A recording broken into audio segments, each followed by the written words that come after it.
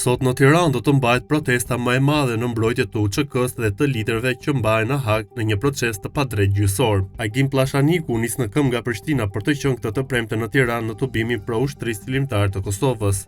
Ish luftëtari tregon pse ndërmori këtë udhëtim për të cilin ishin në dieni vetëm familjarët. Jam nisur nga busti Zahir Pajazitit në Prishtinë për të mbërritur te busti komandantit ton legjendar Adem Jashari. Nisma është për mbrojtjen e krejeve tanë që gjenden në hak të gjithëve. Mbahen prej 5 vitesh padrejtësisht në Hag me atë akuzat të Serbisë. Ne e dim fort mirë çfarë masakrash ka bërë Serbia në Kosovë, ka dhunuar femra, ka vrarë fëmijë. Duhet të dënohet Serbia si shtete jo të merret qytetarët tanë në Hag. Ka mëdhutuar prej 2 ditësh, ka mëdhutuar 2 ditë e 2 net, kam pushuar 3 herë nga 2 orë, ka mëdhutuar edhe natën. Më kam mbështetur dhe shteti shqiptar dhe populli I falenderoj. E marr këtë udhëtim vetëm, por nuk ja vetëm derisa ka marrë flamurin UÇK-s në shpinë. Të gjithë veteranët janë pas meje.